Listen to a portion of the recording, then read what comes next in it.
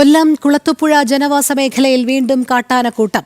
മാത്രക്കരിക്കം ജനവാസ മേഖലയിൽ വൈദ്യുതി ബന്ധം പുനഃസ്ഥാപിക്കാൻ പോയ KCB ഉദ്യോഗസ്ഥരാണ് കാട്ടാനക്കൂട്ടത്തിന് മുന്നിൽപ്പെട്ടത്. ആനക്കൂട്ടം പിന്തുടർന്നതോടെ KCB ഉദ്യോഗസ്ഥൻ ഋഷിരാജ് നദിയിൽ ചാടി. കൂടെയുണ്ടായിരുന്ന ബെന്നിയെ വനപാലകർ കണ്ടെത്തി. മനോജ് ചേരുന്നു വാർത്തയുടെ വിവരങ്ങളുമായി. മനോജ്, കൊല്ലം കുളത്തുപുഴ ജനവാസ മേഖലയിലാണല്ലോ വീണ്ടും കാട്ടാനക്കൂട്ടം എത്തിയത്. KCB ജീവനക്കാർ ഈ കാട്ടാനക്കൂട്ടത്തെ കണ്ട് ഭയന്നോടുന്ന ഒരു സാഹചര്യവും കൂടി ഉണ്ടായിരിക്കുകയാണ്. നിലവിൽ എന്താണിപ്പോൾ അവിടെ സ്വീകരിച്ചിരിക്കുന്ന നടപടി? ഈ കാട്ടാനക്കൂട്ടത്തെ തുരത്താൻ എന്തൊക്കെ മാർഗങ്ങളാണ് അവിടെ അവലംബിക്കുന്നത്?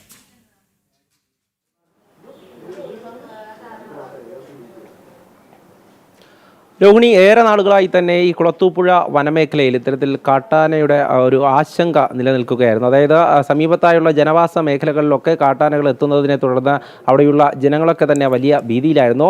അതേസമയം തന്നെ ഇന്ന് KCB ഉദ്യോഗസ്ഥർ ഈ മാത്രക്കരിക്കം ഭാഗത്തേക്ക് വൈദ്യുതി പുനഃസ്ഥാപിക്കുന്നതുമായി ബന്ധപ്പെട്ട് എത്തിയപ്പോഴാണ് ഇത്തരത്തിൽ കാട്ടാനയെ കാണുന്നത്. കാട്ടാനക്കൂട്ടത്തെ കണ്ട് ഇവർ ബൈക്കിലെത്തിയവരാണ്.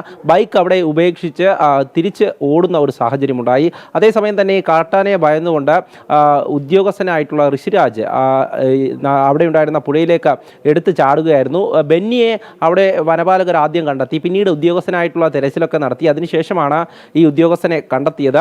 എന്തായാലും കാട്ടാനക്കൂട്ടത്തെ തുരത്തുവാനുള്ള നടപടികൾ വനപാലകർ സ്വീകരിച്ചിട്ടുണ്ട് എന്നാണ് മനസ്സിലാക്കാൻ സാധിച്ചത്. എന്തായാലും ഈ ഭാഗത്തൊക്കെ തന്നെ ഇത്തരത്തിലുള്ള ആശങ്ക അത് കുളത്തൂപ്പുഴ ഭാഗത്ത് ഏറെ നാളുകളായി തന്നെ ഉണ്ട് എന്നുള്ളതാണ്. നേരിട്ട് ഈ ഉദ്യോഗസ്ഥർക്ക് മുന്നിലേക്ക് തന്നെ കാട്ടാനക്കൂട്ടം എത്തുന്നു. ഉദ്യോഗസ്ഥർക്ക് അവരുടെ ഡ്യൂട്ടി ചെയ്യുവാൻ എത്തുമ്പോഴാണ് ഇത്തരത്തിലുള്ള ഒരു അനുഭവം ഉണ്ടാകുന്നത്. ഇത് സാധാരണ ജനങ്ങളെ സംബന്ധിച്ചിടത്തോളം ആശങ്ക പടർത്തുന്നതാണ്. കാരണം സമീപത്തുള്ള ജനവാസ മേഖലകളിലേക്കൊക്കെ ഇത്തരത്തിൽ കാട്ടാനക്കൂട്ടം എത്തിക്കഴിഞ്ഞാൽ ഉണ്ടാകുന്ന ഒരു സാഹചര്യം അത് നേരത്തെ കൃഷി നശിപ്പിക്കുന്നതും അതോടൊപ്പം തന്നെ വീടുകൾക്കരികിലേക്ക് എത്തുന്നതുമൊക്കെ ജനങ്ങളെ സംബന്ധിച്ചിടത്തോളം ഏറെ ഭീതിപ്പെടുത്തുന്നതാണ്. ഇതിപ്പോൾ റോഡിലൂടെ എത്തുന്നവർക്കാണ് ഇത്തരത്തിലുള്ള അനുഭവം ഉണ്ടാകുന്നത്. എന്തായാലും വനംവകുപ്പ് അടിയന്തരമായി ഇതിൽ നടപടി സ്വീകരിക്കണമെന്നുള്ളതാണ് ജനങ്ങളുടെ ആവശ്യമായിട്ടുള്ള ഫെൻസിംഗ് ലൈനുകൾ അത് കൃത്യമായ സ്ഥലത്ത് സ്ഥാപിക്കണമെന്നും അതായത് കാട്ടാനക്കൂട്ടം ജനവാസ മേഖലകളിലേക്കോ അല്ലെങ്കിൽ റോഡുകളിലേക്കോ എത്താതിരിക്കുവാനുള്ള നടപടികൾ സ്വീകരിക്കണമെന്നതാണ് ജനങ്ങൾ ആവശ്യപ്പെടുന്നത്. സാധാരണയായി ഈ വനമേഖലയിൽ അതിർത്തി പ്രദേശങ്ങളിലൊക്കെ ഫെൻസിംഗ് ലൈൻ സ്ഥാപിച്ചു കഴിഞ്ഞാൽ ഈ കാട്ടാനക്കൂട്ടത്തെ ഒരു പരിധിവരെയും ഇത്തരത്തിൽ ജനവാസ മേഖലയിലേക്ക് ഇറങ്ങുന്നതും അല്ലെങ്കിൽ റോഡിലേക്കൊക്കെ ഇറങ്ങുന്നത് തടയാൻ കഴിയും. അത്തരത്തിലുള്ള ഫെൻസിംഗ് ലൈനുകൾ അത് വീണ്ടും പുനഃസ്ഥാപിച്ചുകൊണ്ട് എന്തെങ്കിലും സുരക്ഷാ നടപടികൾ സ്വീകരിക്കണം എന്നുള്ള ആവശ്യമാണ് ഉയർന്നത്.